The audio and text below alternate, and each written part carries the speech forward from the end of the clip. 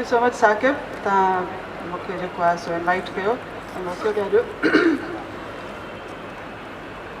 ऐं शुक्रगुज़ार आहियां सभिनी भाउरनि भेणुनि जी जेके हिते मुंहिंजे प्रोग्राम खे अटेंड करण जे लाइ, मुंहिंजो मान वधाइण जे लाइ हिते मौजूदु आहिनि।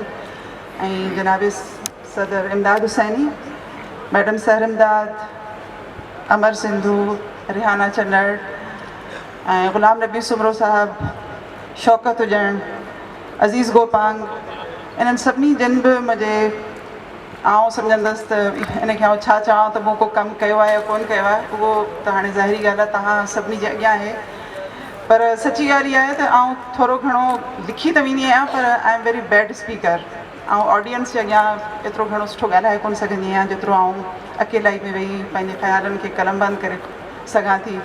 उन में थोरी तब्दीली पैदा करे उनखे जेकॾहिं किथे का उनजी कमी बेशी आहे त उन में वरी ख़ूबसूरती पैदा करे सघां थी। पर बहरहाल रुमैसा हिते जेको जामी चांडियो जी न्याणी, उन मुंहिंजे जेको आहे किताब ते तमामु ख़ूबसूरत ॻाल्हायो। ऐं उन्हनि सभिनी शिरकत कंदड़नि स्पीकरनि जी शुक्रगुज़ार आहियां जिन पंहिंजो क़ीमती टाइम कढियो ऐं मुंहिंजे इन काविश खे ईअं सम्झो त अहमियत ॾिनी। ऐं मुंहिंजे यकीन कयो त मूं वटि जे उहे लफ़्ज़ कोन्हनि, ऐं शायदि हिन किताब जे पुठियां 5 साल आउं जेको आहे सो महिनत कंदी रही आहियां।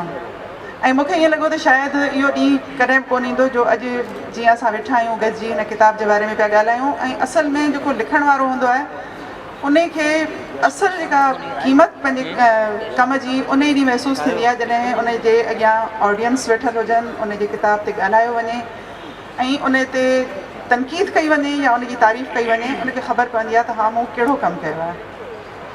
ऐं सम्झां थी त अॼु मूंखे तमामु घणी ख़ुशी पई थिए, तमामु इंतिहाई। ऐं पंहिंजी ख़ुशी जो अंदाज़ो नथी करे सघां त केतिरी ख़ुशि आहियां जो मूंखे सभिनी स्पीकर्स, सभिनी ॻाल्हाइण वारनि मुंहिंजे किताब ते तमामु पॉज़िटिव जेको आहे सो नोट्स ॾिना आहिनि, तमामु पॉज़िटिव जेके आहिनि उन्हनि लफ़्ज़नि सां मूंखे एप्रिशिएट कयो आहे।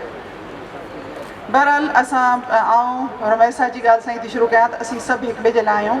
हुन पंहिंजे मुख़्तसिर जेको आहे सो तक़रीर में हिकिड़ो लफ़्ज़ इंतिहाई इम्पॉर्टेंट कयो त असीं सभु हिक ॿिए जे लाइ आहियूं, असांखे हिक ॿिए जी सपोर्ट जी ज़रूरत आहे ऐं इहा ई सपोर्ट असांखे खपे जंहिंसां असीं तब्दीली पैदा करे सघूं था। ऐं हमेशह पंहिंजनि फ्रेंड्स खे इहा चवंदी आहियां त असांजे समाज में जेका तब्दीली असां पैदा करे सघंदासीं उहा चाहे सियासी हुजे या समाजी हुजे, उन जी तब्दीली जो पहिरियों ॾाको अदबी थी सघे थो। उन खां अलावा ॿियो को बि सोर्स न कोन्हे जंहिंसां असीं पंहिंजे समाज में पॉज़िटिव तब्दीली पैदा करे सघूं। जीअं यूरोप में रेनेसांस पीरियड जेको आहे उहो ज़ाहिरी ॻाल्हि आहे त इल्मी ऐं अदबी ॼाण ऐं सुजाॻी जो दौर हो।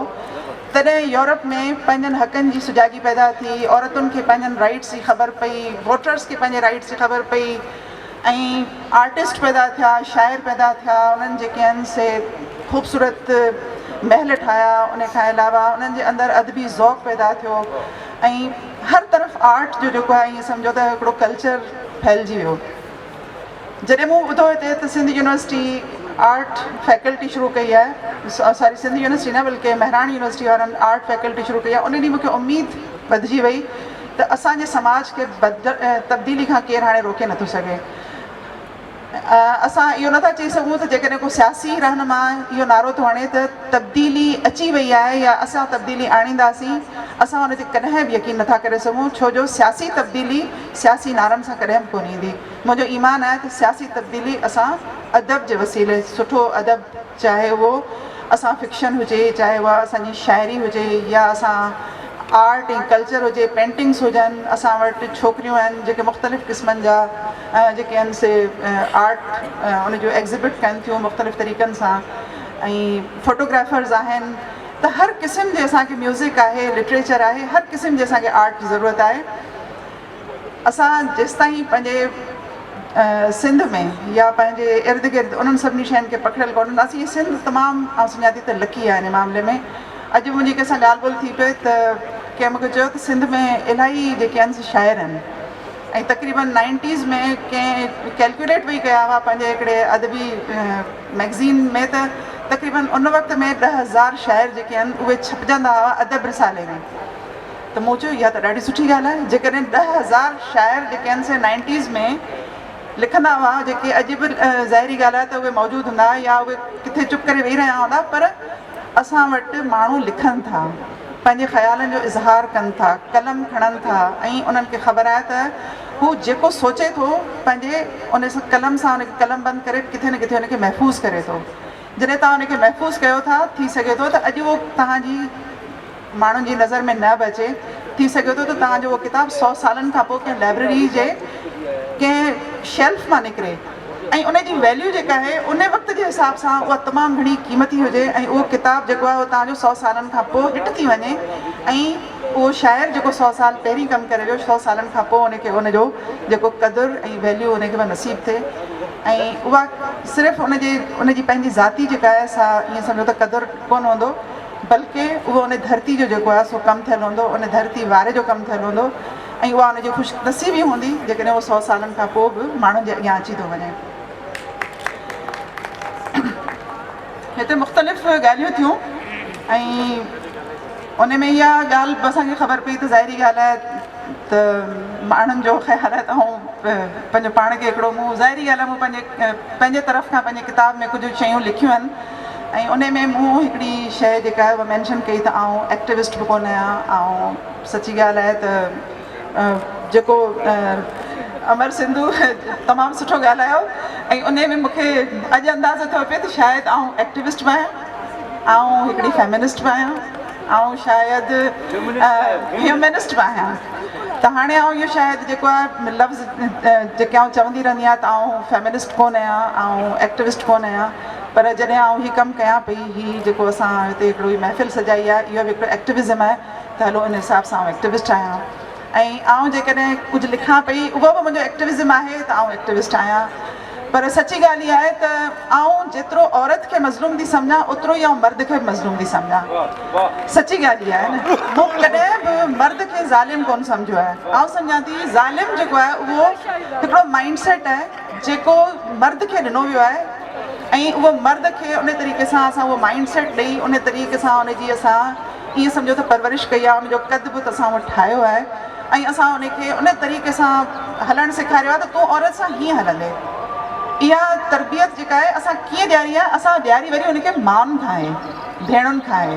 उनजी माउ जी उनखे पाले त पुटु तूं पंहिंजी ज़ाल जो मॼो न थी ॾेई, ज़ाल जा कपिड़ा न धोई ॾेई, ज़ाल जेकॾहिं बीमार थी पवे त उनजी ख़िदमत न कजांइ, ठीकु आहे न। इहो माइंडसेट उनखे उनजी माउ थी ॾे, तंहिं करे उहा न माउ जेका आहे सा ज़ालिम आहे, न उहो पुटु ज़ालिम आहे, न मर्द ज़ालिम आहे, न औरत ज़ालिम आहे। ॿई जेके आहिनि से मज़लूम आहिनि ऐं ॿई सटियल आहिनि उन माइंडसेट जा जंहिंखे ज़ाहिरी ॻाल्हि आहे त हज़ारे साल पहिरीं पैदा कयो वियो ऐं उहो पंहिंजी ज़रूरतुनि जे हिसाब सां उन पंहिंजा रुख़ तब्दील कया, कॾहिं पोइ ताक़तवर जेका आहे सा औरत थी वञे। ऐं अॼु बि उन्हनि औरतुनि खे ॾिसां थी जिन जे हथ में पावर आहे, उन्हनि जे हथ में जेकॾहिं पावर ॾेई मतिलबु सोल पावर जेकॾहिं कंहिं औरत जे हथ में हूंदो त औरत ज़ालिम थी वेंदी हली, जेकॾहिं सोल पावर मर्द जे हथ में हूंदो त मर्द ज़ालिम थी वेंदो हलियो।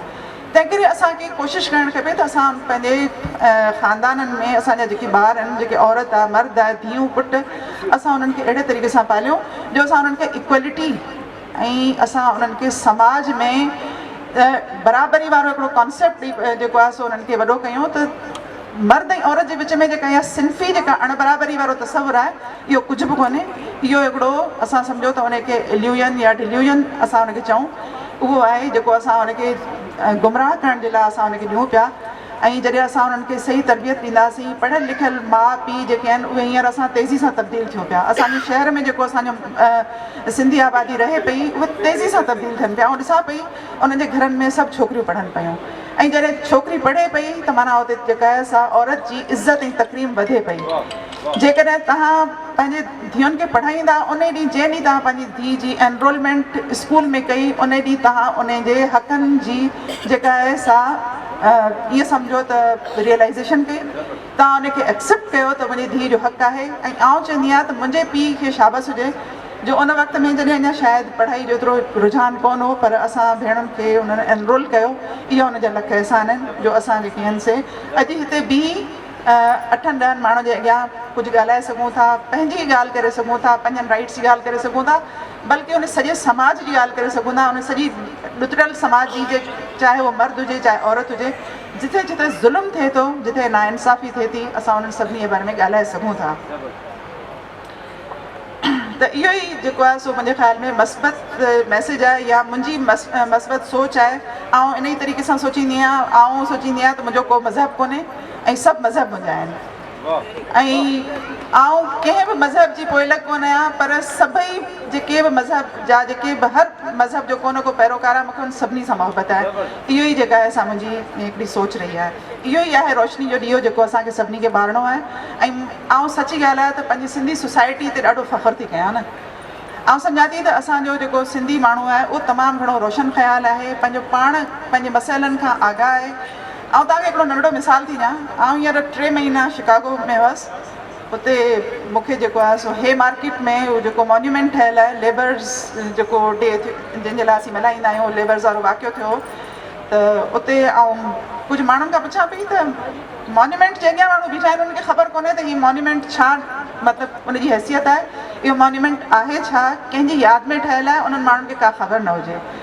मूंखे तमामु घणी हैरत थी, मूंखे पंहिंजो पाण ते पंहिंजे क़ौम ते फ़ख़्रु थियणु लॻो त असीं सिंधी माण्हू मतिलबु ॿियनि क़ौमुनि जी हिस्ट्री खां वाक़ुफ़ु आहियूं, नंढनि नंढनि वाक्यनि खे असीं यादि था रखूं। असांखे ख़बर आहे त दुनिया में अॼु ॾींहं ते कहिड़ो वाक़ियो थियो या कंहिंसां जेको आहे सो ज़ुल्म थियो, कहिड़ी जेका आहे सा कहिड़ो इवेंट थियो, असीं उन्हनि सभिनी शयुनि खे पंहिंजी दिलि में पंहिंजे ज़हन में रखूं था, अख़बारूं पढ़ूं था, हिक ॿिए सां ॻाल्हायूं था, चाहे असीं स्कूल नथा वञूं, चाहे असांजो ॻोठाणो उहो पढ़ियलु लिखियलु कोन्हे, पर उहो पंहिंजो पाण खां आगाह आहे, उहो पंहिंजे मसइलनि खां आगाह आहे। जेकॾहिं असीं इहो चऊं था त उहो कंहिं वॾेरे जी ग़ुलामी थो करे, त उहो कंहिं वॾेरे जी ग़ुलामी बि सिर्फ़ु इन करे थो करे छो जो उनखे ख़बर आहे त उनजो मफ़ाद जेको आहे वॾेरे जी ग़ुलामी में आहे। इन करे जॾहिं आउं पंहिंजनि पेरनि ते बीहंदसि, जॾहिं मूंखे इन जे मफ़ादनि मां कुझु हासिलु करिणो न हूंदो, त उन ॾींहुं वॾेरे जो ग़ुलाम बि कोन रहंदसि। हू जेकॾहिं वॾेरे जी ग़ुलामी में आहे त उहो पंहिंजी मर्ज़ी सां मौजूदु आहे, छो जो उनजा मसइला जेके आहिनि ॿिए हंधि किथे हल नथा थियनि। जॾहिं उनजी ज़ाल प्रेगनेंट थी थिए त उनखे कर्ज़ु बि वॾेरो थो ॾिए, उनखे गाॾी बि वॾेरो थो ॾिए उनजी हॉस्पिटल ताईं उनजी ज़ाल खे पहुचाइण जे लाइ। उनजे घर में जेकॾहिं का शादी थी थिए, का ग़मी थी थिए, को मौत थो थिए, त उनखे वॾेरो ओॾी महिल जेको आहे सो पैसा ॾिए थो। ऐं उहो ई मफ़ाद आहे जो अॼु जो जेको असांजो ॻोठाणो आहे उहो वॾेरे जे अॻियां थी, त मूं वटि लफ़्ज़नि जो बि सुठो ज़ख़ीरो मौजूदु हूंदो आहे। जॾहिं ॻाल्हायां थी त मुंहिंजी ॿोली बि ख़ालिस आहे ऐं कोशिशि इहा ई कंदी आहियां त नवां लफ़्ज़ सिखां, नई शाइरी जॾहिं पढ़ां थी या असांजा जेके आहिनि से किताब पढ़ां थी, उन मां लफ़्ज़नि जो ज़ख़ीरो जेको आहे उनखे आउं पंहिंजी लिखणनि में इस्तेमालु कयां थी। त इहे सभु शयूं जेके आहिनि से मूंखे अहसासु ॾियारीनि थियो त आउं वाक़ई ज़िंदा आहियां।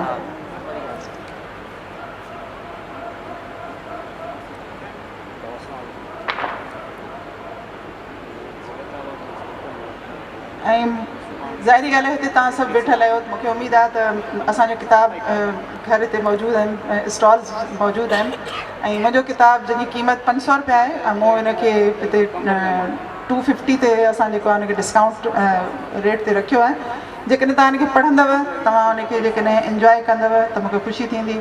ऐं किताब खे असां जेको हिकिड़ो फ्री ऑफ कॉस्ट ॾियण वारो जेको कल्चर आहे उहो असां सभई हर प्रोग्राम में मतिलबु हुनखे कंडेम था कयूं त असां जेको किताब खे असां फ्री में हाणे कोन ॾींदासीं। ऐं जेके बि राइटर्स आहिनि उहे पंहिंजो टाइम कढनि था, उहे सची ॻाल्हि आहे त हिन किताब खे लिखण में हिकिड़ी जेको सभिनी खां वॾे वॾो आउं पंहिंजे लिखणनि ते तव्हां नथी ॻाल्हाइणु चाहियां त मूं छा लिखियो आहे छा न लिखियो आहे, उनजो जेको आहे सो सॼो जेका नक़ाद हूंदा तव्हां हूंदा। बाक़ी उनखे किताब खे छपाइण जे लाइ मूंखे कहिड़ियूं मुश्किलातूं पेश आयूं, पब्लिशर्स जेके आहिनि से मूं 2 चेंज कया, उन खां पोइ नेठ मूं चाहियो त इहो किताबु जेको आहे पहिरीं त सोचियमि त ॿिए कंहिं पब्लिकेशन में शाया थिए, पर पोइ उहो न थी सघियो। ज़ाहिरी ॻाल्हि आहे त उन्हनि पब्लिशर्स जा के प्रॉब्लम हूंदा जंहिंजे करे उहो मूंखे छापे न ॾेई सघिया। बहरहाल पोइ मूं पंहिंजी हमसरी पब्लिकेशन में हिन किताब खे शाया कयो। पर आउं सम्झां थी त सभिनी खां वॾे में वॾो असां वटि जेको हर्डल आहे त हिकिड़ो फुल टाइम राइटर या फुल टाइम शाइर जेको आहे उहो पैदा नथो थी सघे।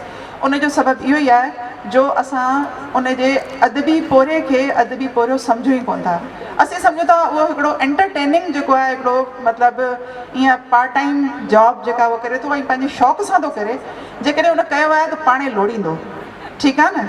उनखे पाणे लोड़णु खपे। उन छो इहो शौक़ु पैदा कयो आहे जो हुन लिखण जो जेको आहे सो कमु कयो आहे। छो जो मूंखे हमसरी मैगज़ीन जॾहिं मूं स्टार्ट बि कयो त मूंखे माण्हुनि इहो ई चयो त अदी तव्हां त मतिलबु सुठी ड्रेसिंग कयो था, तव्हां हिकिड़ो बुटीक खोले छॾियो। तव्हांखे जेकॾहिं शौक़ु आहे न कमु करण जो, तव्हां सुठो बुटीक खोले छॾियो, तव्हांजो बुटीक हली वेंदो। त मूं चयो अच्छा ठीकु आहे, असां हाणे ज़ाहिरी ॻाल्हि हिकिड़ो चैलेंज आहे हुनखे क़बूल था कयूं। पर मुंहिंजो इहो ई ख़्वाबु आहे त मुंहिंजी जेका धरती ते माण्हू आहिनि सुठो लिखनि ऐं उन्हनि में सलाहियतूं मौजूदु आहिनि, सुठा कहाणीकार बि मौजूदु आहिनि, सुठा शाइर बि मौजूदु आहिनि, सुठा नक़ाद बि मौजूदु आहिनि। त असां उन्हनि खे प्लेटफॉर्म मुहैया कयूं, असां पंहिंजो पैसो ख़र्चु कयूं, जेके पैसो ख़र्चु करे सघूं था, जेके टाइम कढी सघूं था टाइम ॾियूं। त असीं पंहिंजी धरती खे जेतिरो रिच करे सघूं था, जेतिरी हुन में पॉज़िटिव तब्दीली आणे सघूं था, उहा तब्दीली असीं अदब जे ज़रिए जेको आहे आणियूं। ऐं कोशिशि कयो त किताबु पढ़ो, किताबु ख़रीद कयो। ऐं असां वटि सिंध में जेको आहे सो किताबनि खे हींअर मान मिले पियो। लाइब्रेरीज़ जेके आहिनि उहे आबाद थियनि पियूं, नौजवान लाइब्रेरियुनि में वञनि पिया। असीं पुरुमीद आहियूं। असां वटि हींअर नाउमीदी जी का बि जेकॾहिं केरु बि ॻाल्हि कंदो त आउं उनखे वञण जे लाइ का तयारु कोन हूंदसि। असांखे तमामु घणो पुरुमीद रहणु खपे। असां तमामु सुठा माण्हू आहियूं, तमामु जेके ईअं सम्झो त सोचण ऐं सम्झण वारा माण्हू आहियूं। सही डायरेक्शन में असां वञूं पिया। बसि उहा हाणे ख़बर कोन्हे त असांखे 1000 साल लॻंदा, 100 साल लॻंदा, असां पंहिंजी मंज़िल खे कॾहिं माणींदासीं, उनजो तयन जेको आहे असांखे न करणु खपे। न ई असांखे उनखे ज़हन में रखणु खपे त असांखे केतिरो वक़्तु लॻंदो, पर असांखे जेका असांजे मथां ज़िमेदारी आहे लिखणु पढ़ण जी, पॉज़िटिव कमु करण जी, असां उन कम जो तसलसल बणिजी वञूं, हिकिड़ी कड़ी बणिजी वञूं। जेको बि असां हिकिड़ी ज़ंजीर आहे, उन ज़ंजीर जी हिकिड़ी कड़ी जेसिताईं कोन थींदासीं तेसिताईं असीं तब्दीली न पैदा करे सघंदासीं, न ई पोइ असांखे उहे ख़्वाब ॾिसणु खपनि। थैंक यू सो मच, तव्हां हिते आया, तव्हां मूंखे ॿुधो ऐं थैंक यू। बाक़ी आउं तव्हांखे कुझु पंहिंजी शाइरी मां पढ़ी थी ॿुधायां। हा तरंदा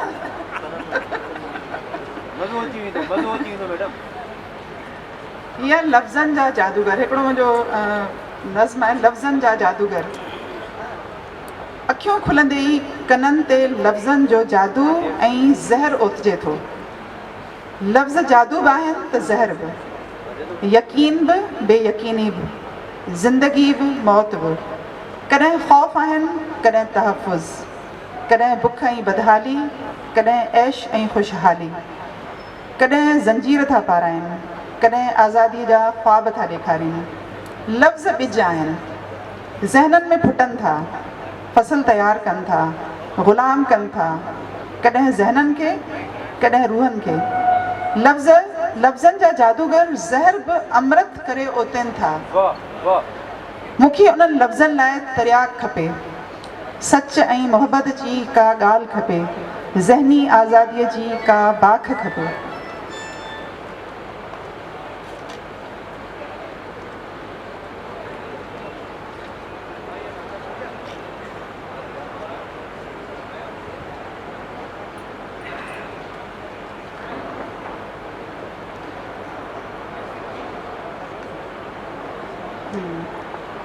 दिल जे दहलीज़ ते, हीअ मुंहिंजो फेवरेट सम्झो त नज़्म आहे। दिल जे दहलीज़ ते कुझु थकल कुझु टुटल, लफ़्ज़ आया सुरी कोन चारो ॾिठमि, कुझु लिखण थे घुरियमि। लफ़्ज़ केई गॾे कोट केई अॾे, दिल जी अक्सां तिनी खे ॾिसण थे घुरियमि। मुंहुं कढण थे घुरी मुंझ मन मां खणी, ठाहींदे डाहींदे वेल हथ मां वेई। लफ़्ज़ सभु पिया किरी तिन खे मेड़े वरी, कुझु लिखण थे घुरियमि, देरि थी हुई वई, कंहिंजी तहरीर हुई अॻ में पहुची वई। लफ़्ज़ सभु विया भुरी लुड़क आया तरी, आङुरियुनि मां मुंहिंजे पट ते सभु पिया किरी, विया मिटीअ में मिली लट जी तहरीर वई।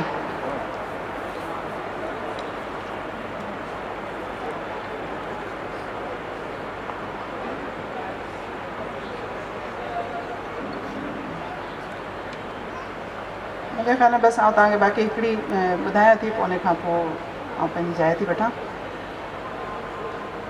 हूअ केॾी न चरी हुई, हूअ केॾी न चरी हुई, हूअ केॾी न चरी हुई, दिलि जे बुतखाने में इंसान रखी वेठी हुई। लाट ऊची रहे हूअ रत जा ॾिया ॿारींदी हुई, दर दरियूं बंदि करे सदा ज्ञान में गुम रहंदी हुई। घड़ियूं घटिबियूं रहियूं सीरुनि मां समय सुरंदो रहियो। अख जॾहिं हुन जी पटी दुनिया हुन जी लुटी, ख़ाली मंदिर हुयो गिड़खी का पटियल हुई।